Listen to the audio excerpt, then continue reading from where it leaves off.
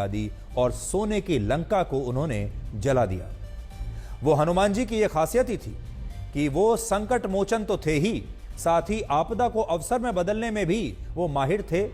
अब हनुमान जी से जुड़ा एक और प्रसंग सुनिए।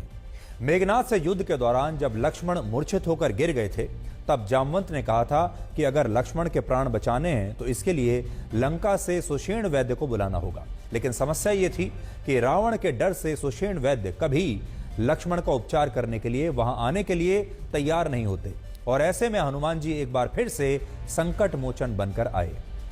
भगवान राम ने उन्हें सुषेण वैद्य को लाने का कार्य सौंपा, और हनुमान जी ने बड़ी चतुराई दिखाते हुए यह सोचा कि अगर वो सुषेण वैद्य का घर अपनी हथेली पर उठाकर ले आए तो सुषेण वैद्य के पास कोई विकल्प ही नहीं बचेगा ना करने का।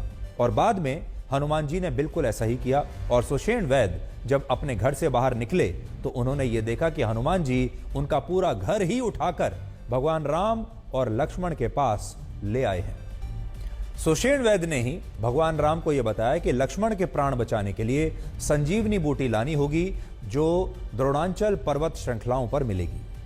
यहां पर एक बार फिर से हनुमान जी संकट मोचन बने, और जब उन्हें यह समझ नहीं आ रहा था कि इन पर्वत श्रृंखलाओं पर मौजूद घने वनस्पतियों में संजीवनी बूटी कौन सी है, तो हनुमान जी अपनी हथेली पर पूरे पहाड़ को ही उठाकर ले आए, जिसके बाद लक्ष्मण के प्राण बच पाए थे। यानी हनुमान जी में बल के साथ साथ बुद्धि और चतुराई भी थी, और इसीलिए उन्हें संकट मोचन कहा गया, जो सभी संकट को हर लेते हैं। इसका यह मतलब है।